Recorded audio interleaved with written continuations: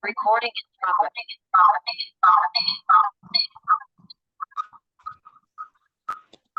Saya awali. Assalamualaikum warahmatullahi wabarakatuh. Waalaikumsalam warahmatullahi wabarakatuh.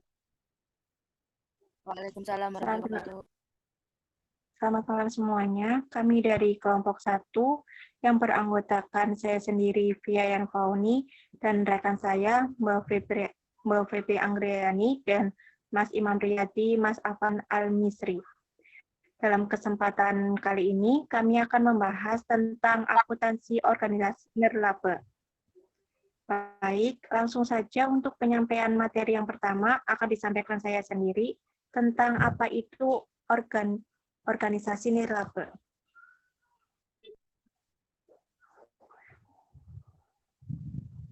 Next, Mas Musta.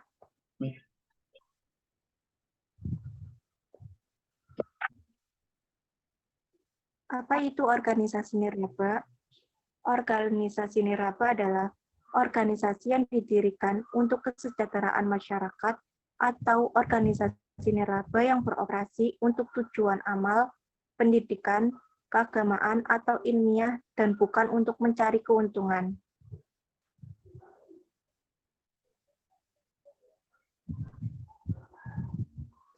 Apa itu menurut PSAK nomor 45? Menurut PSAK nomor 45 adalah organisasi yang menerima uang dari sumbangan anggotanya. Para donatur ini tidak mengharapkan keuntungan seiring pertumbuhan organisasi.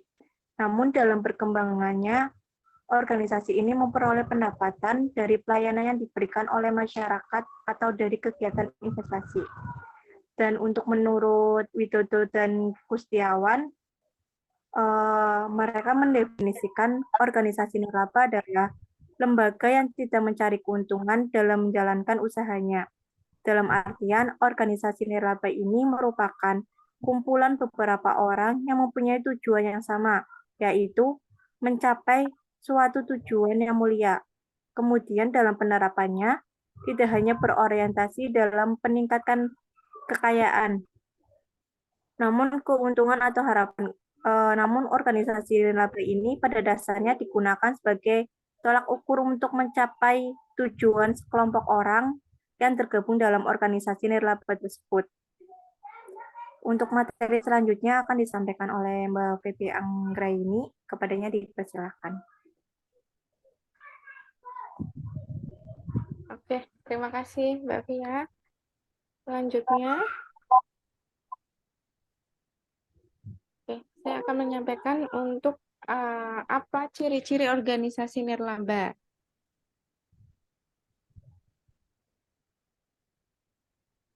Selanjutnya,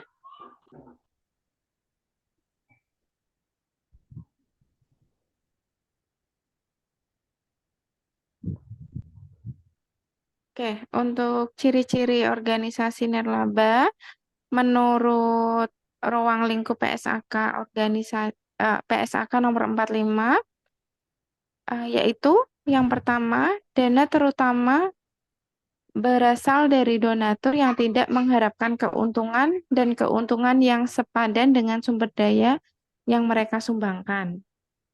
Kemudian yang kedua, organisasi ini tidak memiliki kepemilikan yang jelas seperti organisasi lainnya.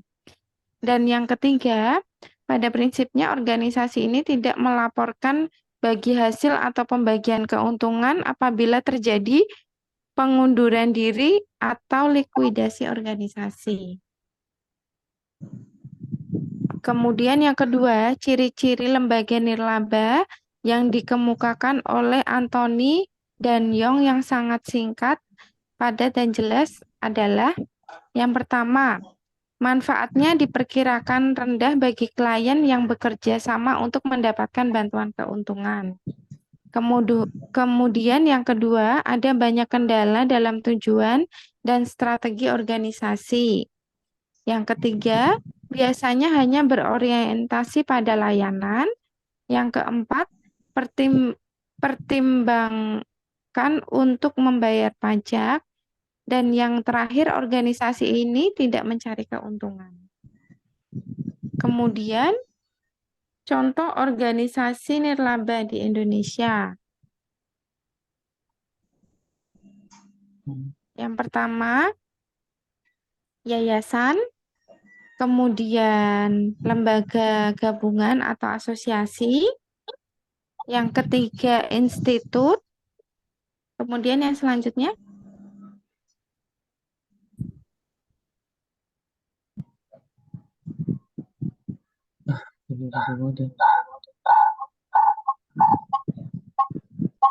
Oke, ada 3 lembaga untuk organisasi nirlaba ya teman-teman.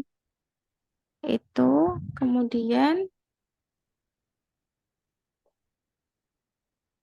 yang selanjutnya pengelolaan akuntansi organisasi nirlaba.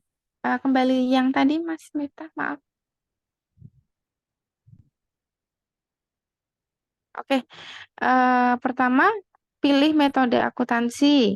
Yang kedua, pahami tanggung jawab pajak. Yang ketiga, buat laporan keuangan yang sesuai. Terus selanjutnya bisa disampaikan oleh Mas Imam.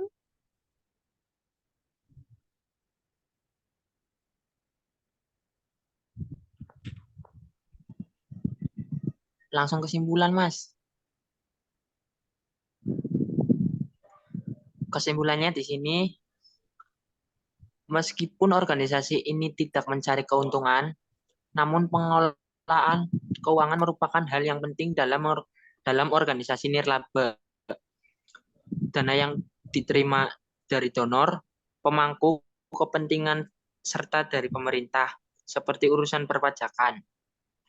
Untuk mengolah laporan keuangan organisasi nirlaba, yang harus dicatat itu semua informasi keuangan yang terjadi di organisasi tersebut dalam proses akuntansi. Kemudian kesimpulan kedua, harus memahami perbedaan akuntansi antara organisasi bisnis dan organisasi nirlaba dapat membantu Anda menghindari kesalahan pencatatan, dapat memastikan bahwa organisasi Anda memenuhi persyaratan akuntabilitas dan transparansi keuangan di bawah Undang-Undang Indonesia.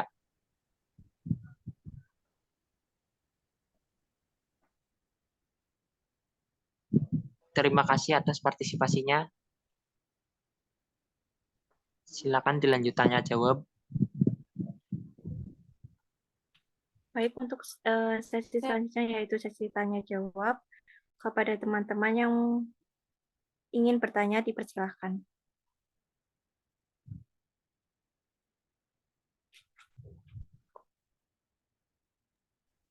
Saya Mbak.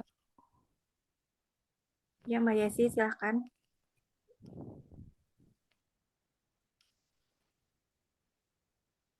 Nama saya Yesi Citra Ramadhani, NPM 4322600 Pertanyaannya, metode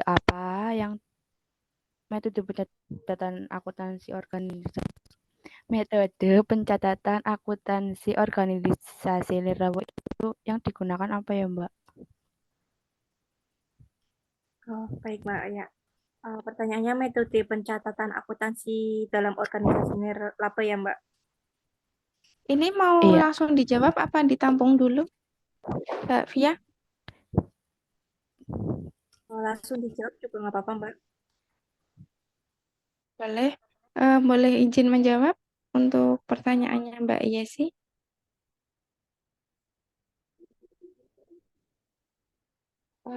Metode akuntansi apa yang dapat dilakukan untuk pencatatan akuntansi organisasi nirlaba?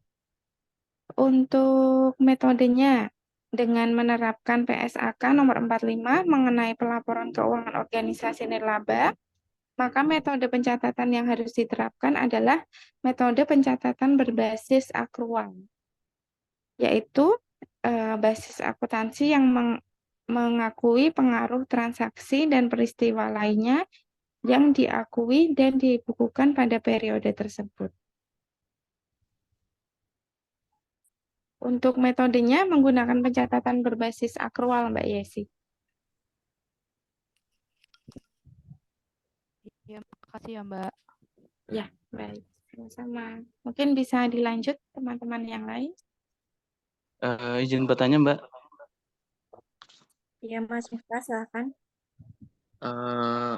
Tadi sempat disinggung mengenai organisasi nirlaba, lalu apakah organisasi tersebut itu membayar pajak atau tidak ya, Mbak? Kemudian mengapa entitas nirlaba itu harus melaporkan keuangannya juga? Udah, terima kasih. Ya. Oke, baik. Ada yang ingin bertanya lagi?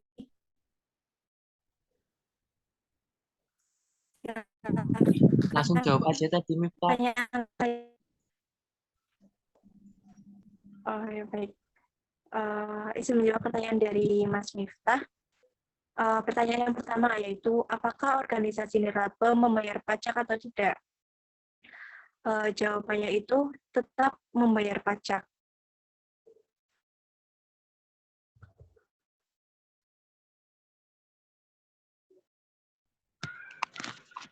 Iya, kemudian Kalau yang buat laporan keuangan itu pasti ya, setiap lembaga juga harus mempunyai laporan keuangan untuk dilaporkan ke donatur, ke yang memberikan dana lah. Itu Mas Miftah. oke, terima kasih Mas Imam dan Mbak Fia. Ya, oke. Ya, sama-sama.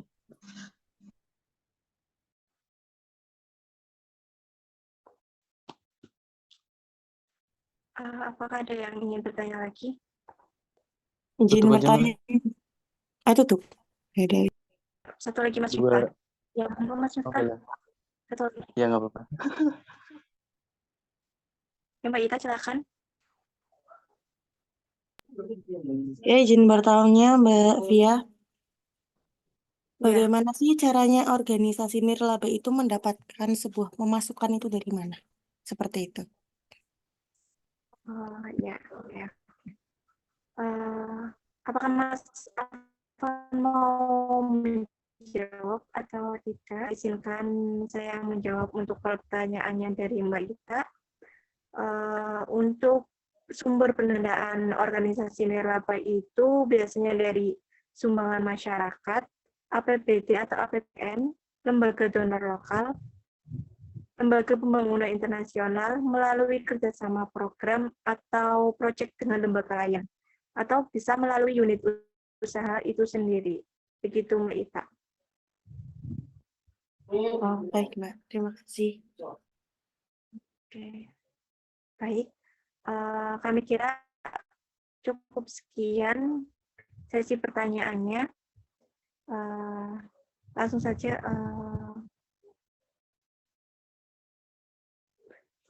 baik, langsung kami tutup untuk presentasi pada malam hari ini. Kurang lebihnya mohon maaf. Assalamualaikum warahmatullahi wabarakatuh.